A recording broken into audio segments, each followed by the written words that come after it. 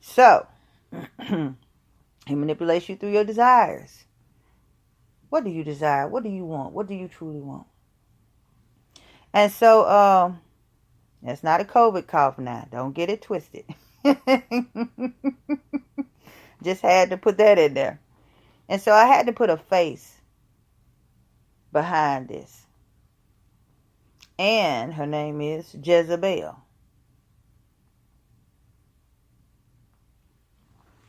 who is the wife of Ahab, who has kindled God's anger. And God is more angrier at him than anybody else. Why? They done put up altars and everything to Baal. In other words, they got the people doing what? Worshiping idols. Turning their face away from God to idol worship. So the 21st chapter, 1 Kings, the 21st chapter, 1st to the 25th verse. And I'm just going to read this. Excuse me. And it says, "And it came to pass after these things that Naboth the Jezreelite had a vineyard, which was in Jezreel, hard by the palace of Ahab, king of Samaria." I mean, it was close by. It says, "And Ahab spake unto Naboth, saying, Give me thy vineyard, that I may have it for a garden of herbs, because it is near unto my house, and I will give thee for it a better vineyard than it. Or, if it seem good to thee, I will give thee the worth of it in money." Now, he wants to give him money for it. He says, "I'll give you another vineyard for it." But Naboth said no. And Naboth said to Ahab, "The Lord forbid it me, that I should give the inheritance of my fathers unto thee."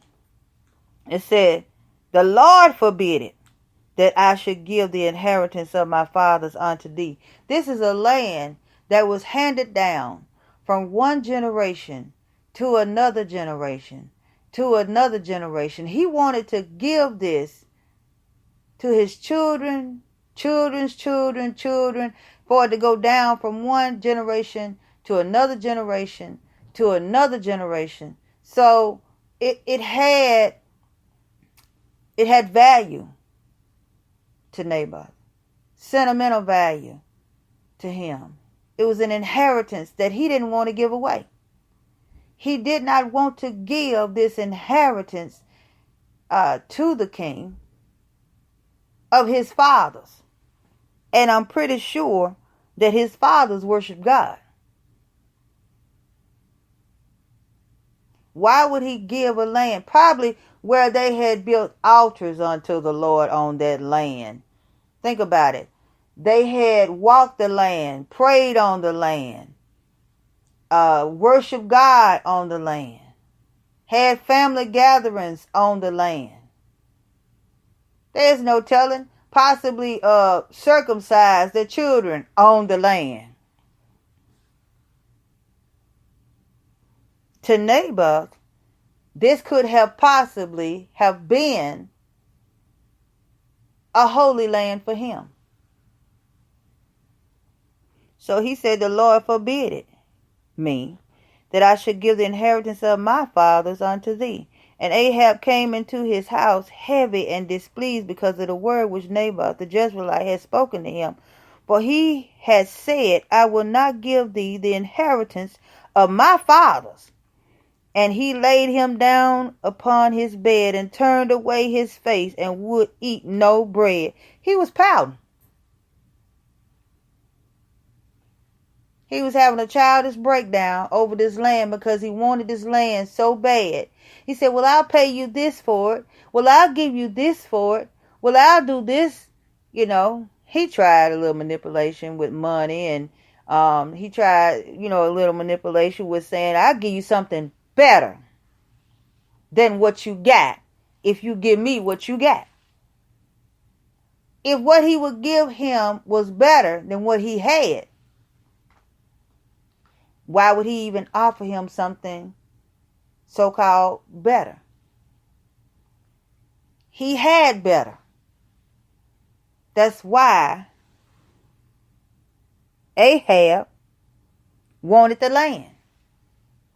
It's right next to mine. Why don't you just give it up? It's right next to my land. I'll buy it from you. I'll give this amount to you. All you have to do is just give me your land. No, this is my father's land. This is my inheritance. But Jezebel, his wife, came to him and said unto him, Why is thy spirit so sad that thou eatest no bread? He was so messed up to where he couldn't even eat nothing. It says, And he said unto her, Because I spake unto Naboth the Jezreelite, and said unto him, Give me thy vineyard for money, or else, if it please thee, I will give thee another vineyard for it. And he answered, I will not give thee my vineyard. I don't care how much you say you're going to pay me. I don't care how much you say you're going to give me, whether or not you're going to give me another vineyard or what. This vineyard is so valuable to me, to where it's worth more than money. It's worth more than another plot of land to me. So no, I won't give it up. Because this is worth more to me. The value of it is worth more than you can't afford this land, in other words. You cannot afford this land. And Jezebel his wife said unto him, Dost thou now govern the kingdom of Israel? Arise and eat bread, and let thine heart be merry. I will give thee the vineyard of Naboth the Jezreelite. In other words, what you crying for? I mean, do you not have authority? What is wrong with you? Get up, eat some food. Oh, we got this. It's just as simple as 1, 2, 3. So she wrote letters in Ahab's name and sealed them with his seal, and sent the letters unto the elders and to the nobles that were in his city dwelling with Naboth. It's just like when you have a wife that takes over stuff. She in charge. You know what God say, but she say, no, it would be better this way. So let's do it this way. And it's going to end up better if it's done my way. Spirit of manipulation. That's the spirit of manipulation. A salesman spirit. Well, if we say it this way, they'll go that way. And if we say it that way, they'll go this other way. So we'll offer them money, or we'll offer them this, or we'll offer them that. And perhaps they'll lean our way. Matter of fact, what we'll do is we'll play two people against one another. We will praise this one in hopes that this one will do the other one. In other words, we'll do what we want them to do, because we are praising this one right here, and we're uplifting this one so high in this particular area. Maybe that praise of that individual will draw this one right here, so that they'll do what we actually want them to do. Manipulative tactics. It's evil. It says, and she wrote in the letter saying, proclaim a fast, and set Naboth on high among the people, and set 2 men, sons of Belial, before him to bear witness against him, saying, thou didst blaspheme God and the king, and then carry him out and stone him that he may die. She has prepared letters, written the letters, then forged the king's signature, put his signet on it, sent it out, all of that. So these men are thinking that this is a king saying this, but this is who? This is Jezebel behind the king, plotting behind the king, working so that he can get that land, scheming so that he can get that land, killing an innocent man.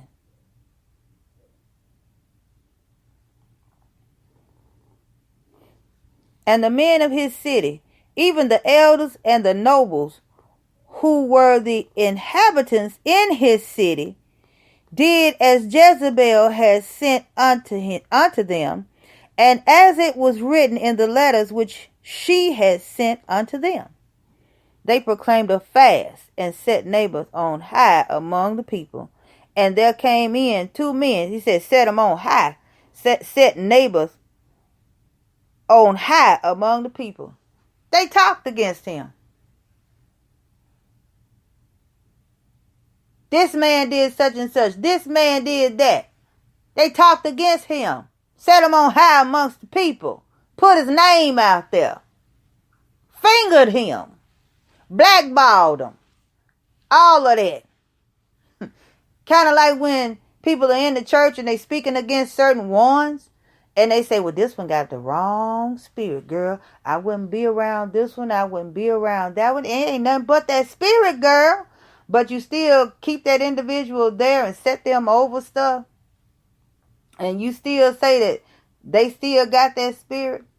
And then you allow others to be amongst that same spirit. And you say, well, she's been affected by that spirit. And that one has been affected by that spirit. But what kind of spirit have you been affected by? Spirit of manipulation.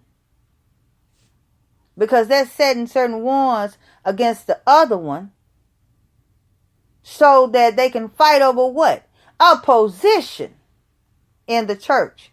Well, I want to be closer to the pastor than this other person.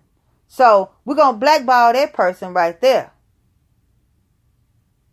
Because they said that person got the wrong kind of spirit.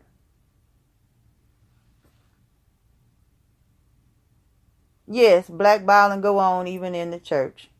It really does. But you have to discern those spirits and pray and ask God, what is my next move? Because he may say, it's time for you to go and get up out of there.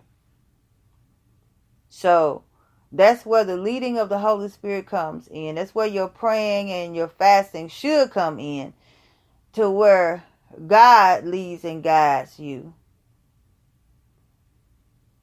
To let you know exactly what to do. He may say, speak the word and it'll be done. Then they may start to act right. But it's all according to what God would want you to do. It said, they proclaimed a fast and set Naboth on high among the people. And there came in 2 men, children of Belial, and sat before him. And the men of Belial witnessed against him, even against Naboth, in the presence of the people, saying, Naboth did blaspheme God and the king. Then they carried him forth out of the city and stoned him with stones that he died.